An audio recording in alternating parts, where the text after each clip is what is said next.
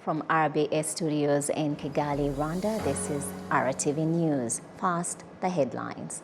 President Paul Kagame has noted that even though progress has been made when it comes to gender equality, much more still needs to be done in Rwanda, in Africa, and the rest of the world. Her Excellency Jeanette Kagame has participated in the launch of the Africa Gender Fund and noted that there's much work to be done before women can find themselves on equal footing with their male counterparts.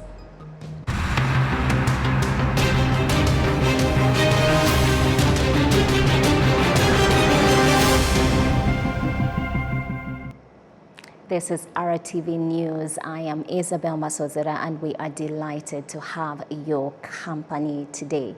Now, President Paul Kagame has noted that even though progress has been made when it comes to gender equality, much more still needs to be done in Rwanda, in Africa, and the rest of the world. The Rwandan head of state made the remarks at the ongoing African Philanthropy Forum here in Kigali. Seljin Hore begins this edition. The forum is gathering delegates for the next 2 days under the theme, African Philanthropists Closing the Gender Gap. Rwanda was chosen as the venue due to the country's achievements when it comes to gender equality. But as President Paul Kagame pointed out, much more needs to be done in this regard globally. In recent decades, significant progress has been made to close the gender gap. Still, women and girls remain vulnerable. Even for all the rankings that were referred to about Rwanda, indeed, there is a lot more to do than we have actually done. And I wish to express my full support for the Africa Gender Initiative. Even women, they must refuse that. They must say they are not inferior. Nevertheless, Rwanda's leadership was commended for its efforts in regards to the promotion of gender equality, not just in this country, but elsewhere as well. When we were deliberating as a board on what theme we needed to select for this year's conference, the obvious answer was gender. And the reason is the following: 142 years. That's the length of time it will take to reach gender parity in Africa at this current pace. 316 billion is the amount of money that would be added to Africa's GDP if each country advanced women's equality to match the most progressive of countries. I want to commend you, sir, for your vision and the effort and the passion that you have invested in to take Rwanda and influence the rest of the globe. Your Excellencies, thank you so much for uplifting women and girls, not just in Rwanda, but nations across the continent and globally, who learned so much from your leadership to create that world, that ideal world we want to see of gender, a gender equal world. Women in leadership positions were also urged not to waste the opportunities they have to make a difference. You can't be a minister or member of parliament and you're head of one of these companies or the other, and you waste that opportunity. You pull yourself up and your fellow women, because it is going to be a struggle and a process to create that equality that we always seek to achieve. The African Philanthropy Forum has brought together more than 200 participants in Kigali. Indeed, a lot can be done when we prioritize the fight for equality. Now, moving on, Her Excellency Jeanette Kagame has participated in the launch of the Africa Gender Fund and noted that there's much work to be done before women can find themselves on equal footing with their male counterparts. The Rwandan First Lady stressed that there's still more to be done and there can be no complacency in this regard. The McKinsey Global Institute reported that the African gender parity score now stands at 0.58, and the gender gap is older than all of us and is set to outlive us all. The economic gender gap is forecast by the World Economic Forum to close in 150. I had this morning Senate mentioned 132. And the Tsitsi 142, and me I'm saying 150, all long enough for currently unborn children to have born great-great-great-grandchildren. We can only imagine how many women by then will have known a cycle of poverty and powerlessness from income disparity and financial dependency in their homes. How could we possibly tolerate a future so unwelcoming? The gender gap, like all structural oppression, can and does kill, and this is literally and metaphorically. But fortunately, with dedicated advocacy and financial resources, with tireless efforts from greater education, with equal empowerment of our boys and girls, this gap can shrink to nothing less. To echo the words of my friend Professor Senait, what she said in this very room this morning, we must invest in individuals, institutions, and systems. This is the groundwork to the real revolution in gender parity that we require, the sustainable impact that might allow us to dream of a world where philanthropy will only be about the love for people and no longer the need to save people. Moving on, the United Nations in Rwanda appreciates the way the country's development journey has progressed since the 1994 genocide against the Tutsi. This was observed on Monday as Rwanda celebrated 60 years as a member of the UN. Adam Squizera now reports. Rwanda's partners, especially the organization affiliated to the United Nations, have appreciated the progress it has made in rebuilding itself after the genocide against the Tutsi in 1994.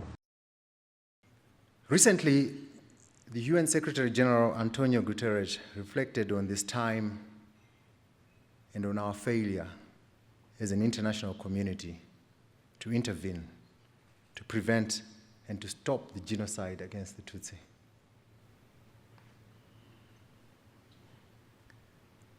While we have not experienced your pain, Honorable Minister, we hope that you'll allow us to walk with you through your journey to ensure this never happens again. But since then, the government of Rwanda has worked hard to create a more stable, stronger, and just society. This country has shown that a nation can act decisively together. Rwanda is a long-time partner of the UN in various sectors including health, economy, welfare, governance, and other related to the development of the country. The Minister of Foreign Affairs and International Cooperation, Dr. Vincent Biruta, notes that in particular, this cooperation between two sides has made Rwanda to continue to be among the countries with the most troops in the UN peacekeeping operations across the world. In the defense and peace-building sector, Rwanda's participation in peacekeeping operations is a constitutional mandate. To date, Rwanda is the fourth UN contributor of peacekeepers to the UN and has contributed 73,569 military personnel to the UN and African-led missions in Sudan, South Sudan, Mali, Central Africa, and the Central African Republic. Currently, it deploys 5,283 peacekeepers, including 4,000 692 military personnel. Rwanda will continue to give its contribution to the search or consolidation of peace around the world. Rwanda officials joined the United Nations on September 18th, 1962, making this its 60th anniversary. Adams Kwizera, RTV News. Thank you, Adams. Now, a delegation from the German Rhineland-Palatinate led by the Minister-President of State, Malu Dreyer, and the Federal State's President of Parliament visited Rwanda's parliament.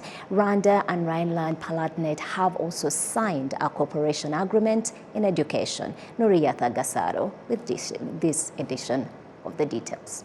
Welcomed by the Rwandan Parliament's Chamber of Deputies, Henrik Herring, the President of Parliament of Federal State of the German Rhineland-Palatinate, remarked that they place a unique value on their cooperation with Rwanda.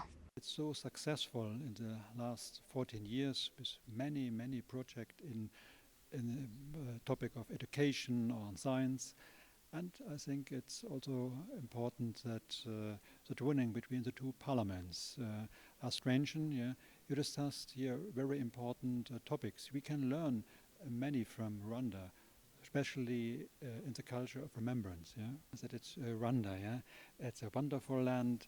It's comparable, and it's not too great, and friendly and very interesting people. Yeah.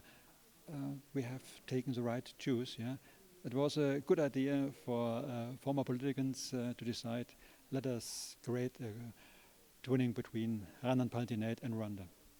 Honorable Edam Kabagwiza, the Deputy Speaker of the Rwandan Parliament, says that Rwanda is pleased with the collaboration and partnership between the two parties.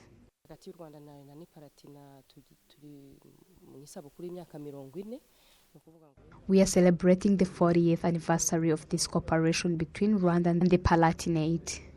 Working together is something to be proud of. There have been many forms of cooperation. Many developments have sped up. The development of cities, the environment, the environmental protection, and things related to education are much as we have discussed here. It is essential that we continue to look for ways to maintain it and make it even better. But now we say that people are willing. But because we also defend the public and have much in common, we also strengthen the bonds between members of the Legislative Assembly. This allows us to speak for our countries, retain our connections, and strengthen our relationships. When we get together like this, we talk about how our parliament works, as well as the current challenges facing the world and how to solve them, but we keep up the same level of collaboration.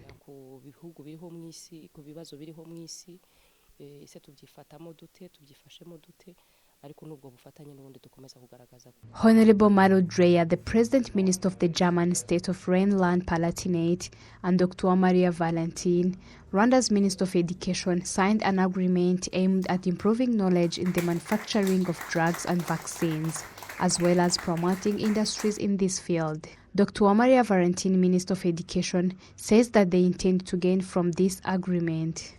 We want to share experience, but also to have common research projects so that we can explore areas of cooperation in terms of research.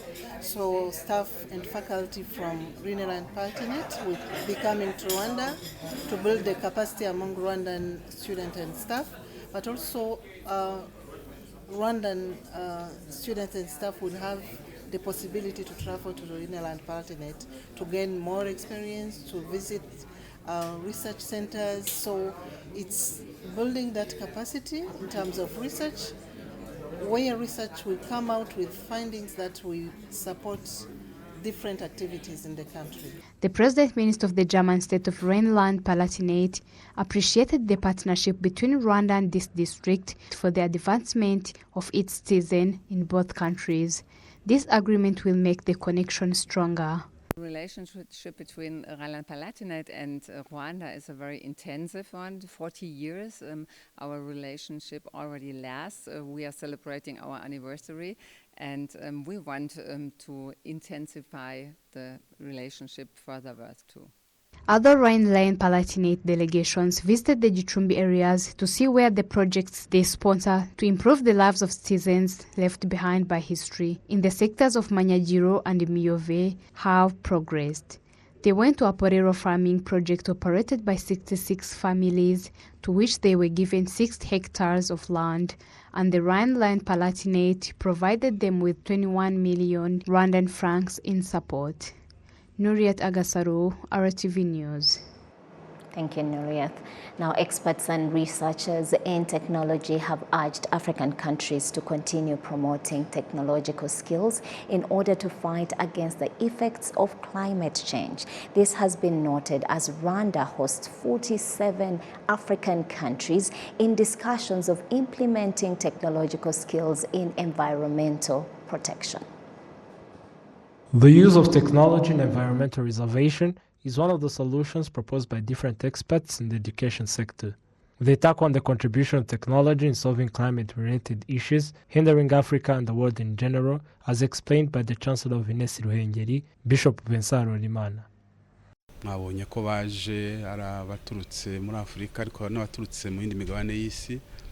As you saw, these are experts and teachers from across the world. This conference will help leaders in different levels to find solutions of the problems still found in environmental reservation and achieve a sustainable development.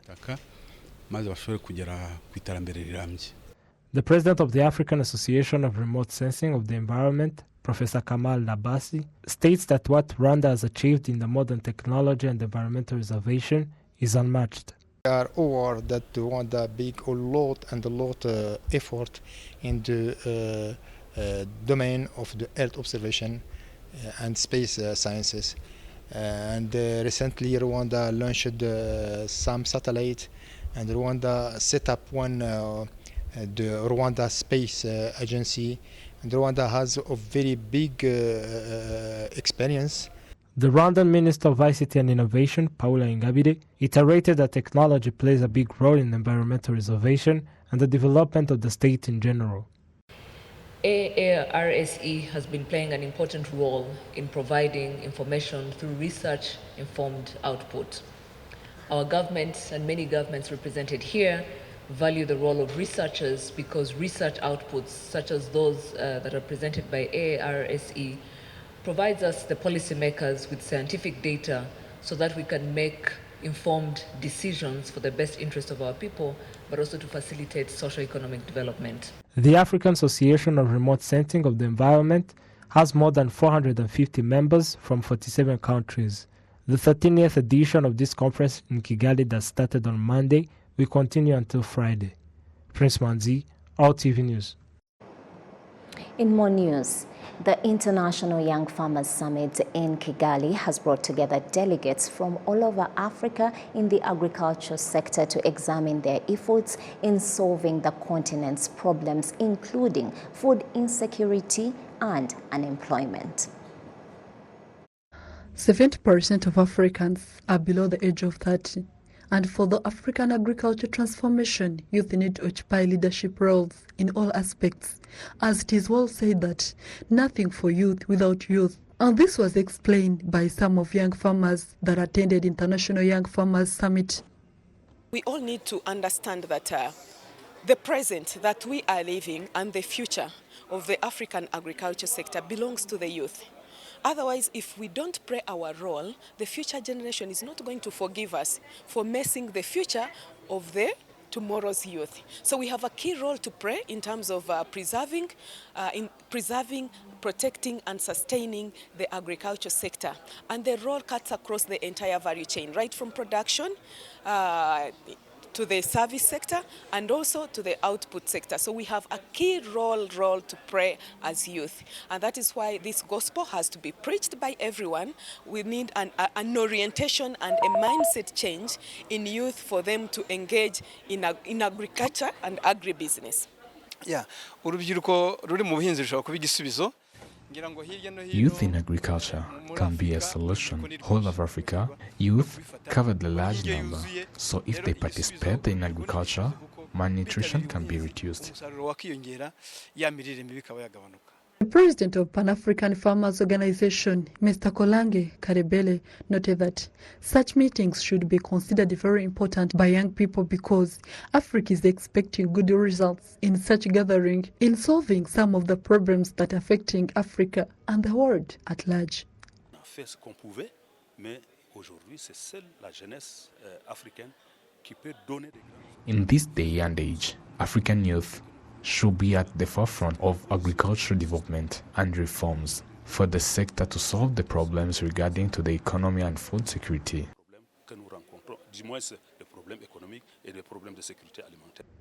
Innovation is required to make agriculture attractive and, more important, to make tangible revenues that support the achievement of young mind dream, as it was noted by Dr. Jayadine Muteshimana, the Minister of Agriculture and Animal Resources. We are really having a high hope that this gathering, these young people getting together, I hope you are as passionate as I am about Africa to feed itself.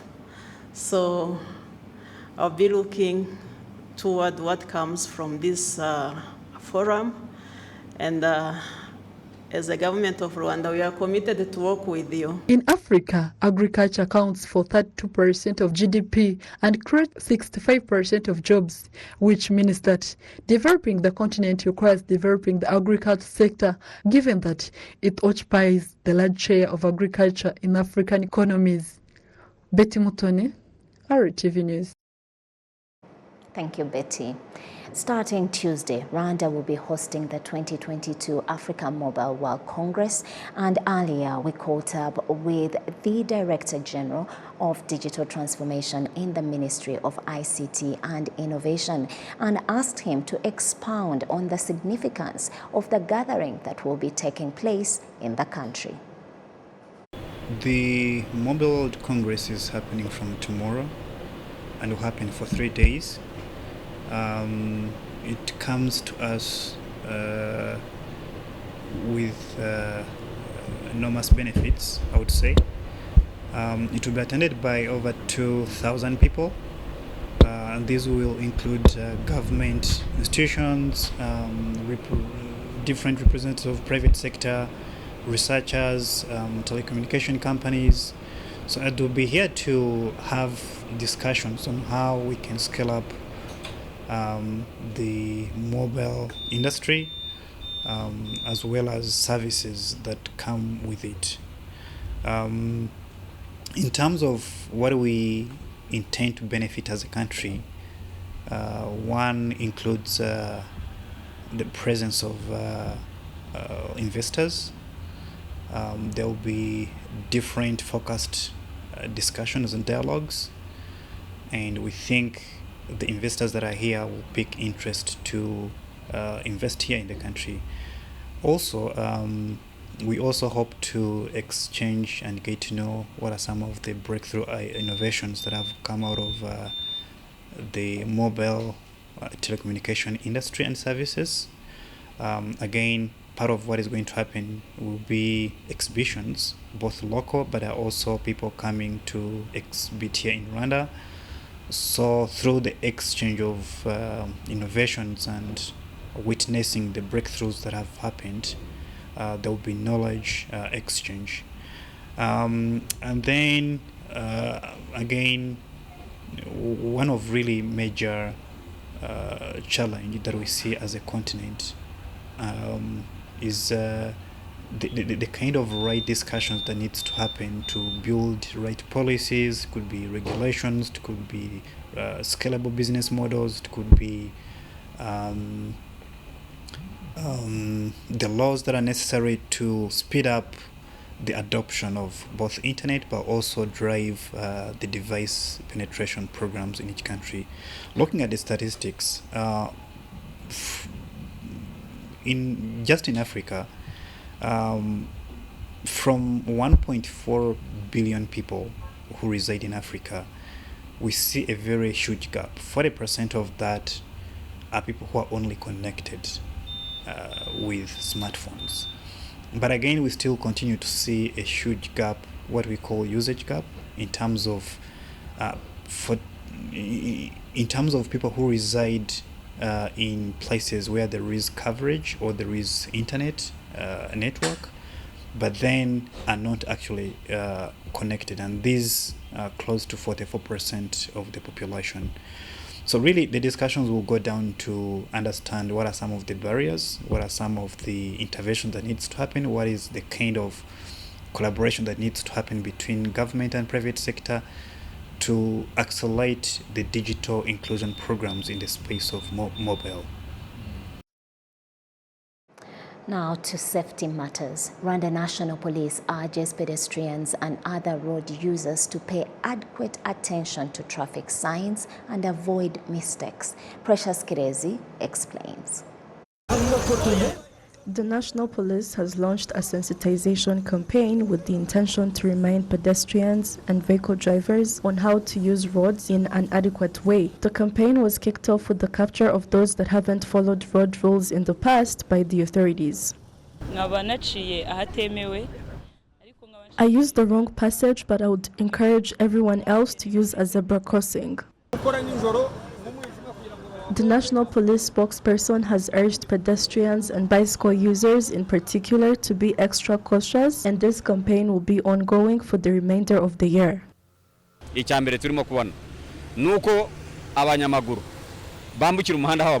Firstly, we have noticed that the pedestrians sometimes damage urban vegetation when crossing the street instead of using the zebra crossing. Secondly, bicycle riders tend to use the opposite direction of the lanes that they are in. We would like to encourage them to use roads appropriately and pay attention to traffic signs.